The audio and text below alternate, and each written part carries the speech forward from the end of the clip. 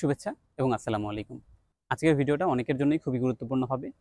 আজকের ভিডিওর মূল বিষয় হলো উচ্চশিক্ষার জন্য আপনার ইতালি চুজ করা উচিত কিনা।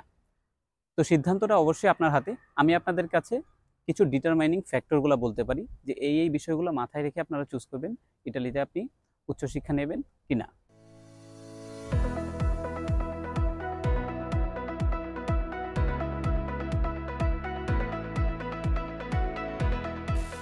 প্রথমেই আমি শুরু করি খারাপ দিকগুলো নিয়ে।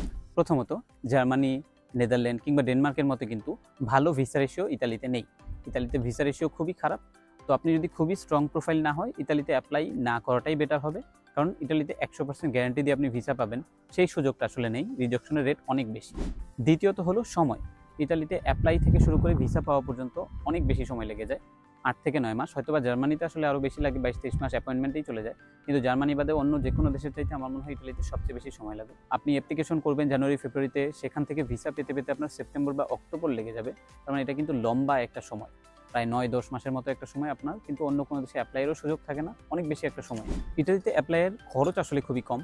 সেটা মনে করেন 1.5 লাখের মতো, 1.5 থেকে 2 লাখের মাঝখানে আপনার কভার হয়ে যাবে। আপনি যদি ঠিকভাবে খরচ করেন, কোথাও বেশি খরচ না করেন, 1,20,000 টাকার মাঝখানেও আসলে পুরো অ্যাপ্লিকেশন প্রসেসটাও হয়ে যেতে পারে, ইনক্লুডিং হাউজিং বুকিং এবং ইন্স্যুরেন্স।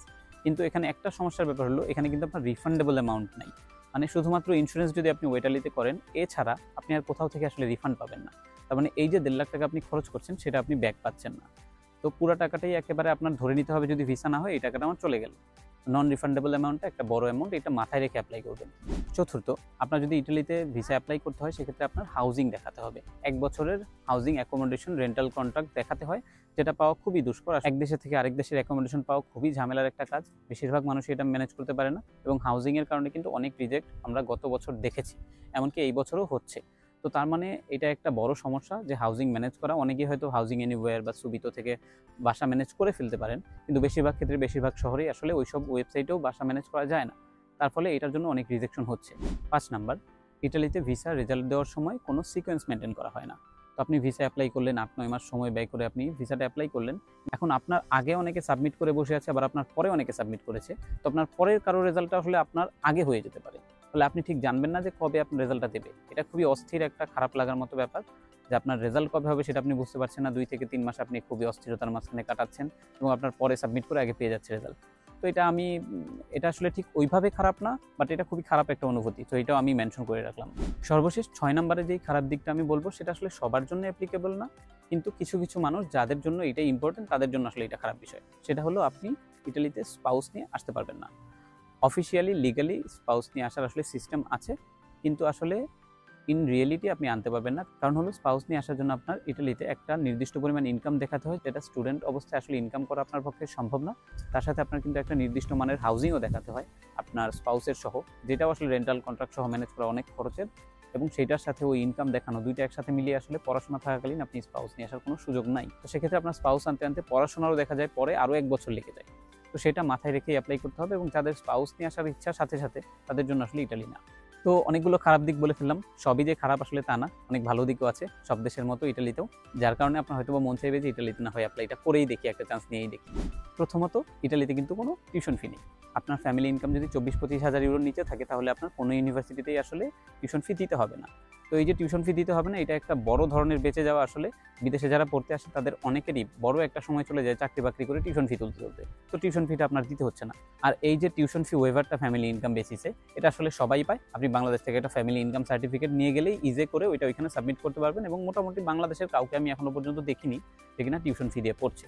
তার মানে টিউশন ফি ওয়েভার আপনি নিশ্চিতভাবে পাবেন, এটা নিয়ে কোনো চিন্তার বিষয় নেই, এটা নিশ্চিত। দ্বিতীয়ত, আপনার পুরো অ্যাপ্লিকেশন প্রসেসে খরচ হয় 1,20,000 থেকে 1,50,000 যদি ঠিকঠাকভাবে খরচ করেন। এটা আসলে নন রিফান্ডেবল যদিও, কিন্তু এত কম খরচে পুরো অ্যাপ্লিকেশন প্রসেসটা হয়ে যায় এমন দেশ আমি আর অন্য কোথাও পাইনি, যেখানে কিনা 1,20-30,000 পুরো প্রসেস কমপ্লিট হয়ে যাচ্ছে। তো এটা কিন্তু একটা বড় ধরনের ভালো দিক, যে আপনার যদি বাজেট কম থাকে এবং আপনি একটা চান্স নিয়ে দেখতে চান, সেক্ষেত্রে ইতালি আপনার জন্য খুবই ভালো একটা দিক। 3 নাম্বার হলো, ইতালিতে রিজিওনাল স্কলারশিপ নামে একটা স্কলারশিপ আছে, যেটাও মোটামুটি 90%-এর উপরে মানুষ পায়। তো এই স্কলারশিপটা যদি আপনি পান, সেক্ষেত্রে আপনার টিউশন ফির পাশাপাশি অ্যাকোমোডেশনটা ওরা দেবে, মিলও ওরা দেবে, এবং তার সাথে আপনাকে একটা স্টাইপেন্ড দেবে, যেটা 5,000 থেকে 7,000 ইউরো পর্যন্ত হতে পারে। এটাও একটা বড় দিক, যেটা অনেকে ইটালিতে অ্যাপ্লাই করতে আসলে ইন্সপায়ার করে। 4 নাম্বার হলো ইটালিতে মাস্টার্স করার জন্য আসলে আইএলটিএস ম্যান্ডেটরি না। আপনি এমওআই দিয়ে মাস্টার্স করতে পারবেন, মাস্টার্সের অ্যাপ্লিকেশনটা করতে পারবেন। যদিও আমি সবসময় সবাইকে বলি যে আইএলটিএসটাও দেন, কারণ হলো কেন অন্য একটা অ্যাপ্লিকেন্টের চাইতে আপনি পিছিয়ে থাকবেন, চেষ্টা করুন এগিয়ে থাকতে, এই জন্য দিন। কিন্তু মাস্টার্সে আইএলটিএসটা ম্যান্ডেটরি না, কিন্তু ব্যাচেলর আবার ম্যান্ডেটরি। ব্যাচেলরের জন্য একটা খারাপ সংবাদ, ব্যাচেলর আপনার আইএলটিএস অবশ্যই লাগবে। 5 নাম্বার হলো পড়াশোনা বেশ ফ্লেক্সিবল, আপনার এক্সাম দেওয়ার জন্য মাল্টিপল সেশন পাওয়া যায়। তো একটা এক্সাম যদি আপনি একবারে পাস নাও করতে পারেন, আরও অনেকগুলো চান্স পাবেন ওই এক্সামটা দেওয়ার এবং পাস করে যাওয়ার। তো এটা অনেকের জন্য একটা ভালো দিক, অনেকে চাকরি বাকরি করে পাশাপাশি পড়াশোনা করতে চান, সেটা আসলে করা সম্ভব আমি মনে করি। 6 নম্বর হলো অ্যাপ্লাইয়ের প্রসেস আমার মতে খুবই সহজ, মানে নিজে নিজে করা যায়, যেহেতু ইন্ডিয়াতেও যেতে হয় না, লিগালাইজেশনের কোনো ব্যাপার নেই। তো অ্যাপ্লাইয়ের প্রসেসটা বেশ সহজ, প্রত্যেকটা স্টেপে অনেক অনেক সময় লেগে যায়, কিন্তু আমার মনে হয় না যে প্রসেসগুলো খুব বেশি কমপ্লিকেটেড, নিজে নিজে আপনি করে ফেলতে পারবেন। 7 নাম্বারটা তো বোধহয় অলরেডি 6 নাম্বারের মাঝখানে বলে ফেলেছি, তারপরেও বলি 7 নাম্বারটা হলো আপনার কিন্তু ভিসা আবেদনের জন্য ইন্ডিয়াতে বা অন্য কোনো দেশে যেতে হয় না। এম্বাসি যেহেতু বাংলাদেশে আছে, সো এই দৌড়াদৌড়িটা করতে হয় না। যারা কিনা ফিনল্যান্ড, চেক রিপাবলিক, অস্ট্রিয়া এইসব দেশের জন্য অ্যাপ্লাই করেন, তারা জানেন যে এটা কত বড় একটা প্রেশার। তো এটা ইটালির জন্য আপনার নিতে হচ্ছে না, তো এটা আরেকটা ভালো দিক। তো আমি সবগুলো রিজনিংয়ে আপনাদের সাথে শেয়ার করলাম। এখন ভালো দিক খারাপ দিক দুইটাই আপনি জানেন, ডিসিশনটা অবশ্যই আপনার হাতে, আপনার নিজের চিন্তা আছে, আপনি আপনার ফ্যামিলির সাথে কথা বলে দেখতে পারেন।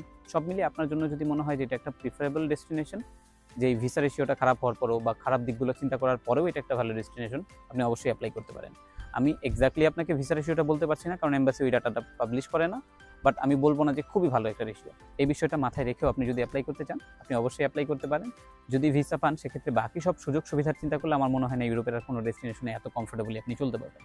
তো আজকের ভিডিওটা এই পর্যন্তই। আশা করি এই ভিডিওটা আপনার জন্য খুবই খুবই হেল্পফুল হবে, এবং যদি হয় সেক্ষেত্রে আমাকে কমেন্ট করে জানাবেন, কিংবা কোনো ধরনের প্রশ্ন যদি আপনার থাকে আপনি কমেন্টেও জানাতে পারেন, কিংবা আমার ফেসবুক পেজের লিঙ্কটা কিন্তু ডেসক্রিপশনে দেওয়া আছে, সেখানেও আপনি মেসেজ দিতে পারেন।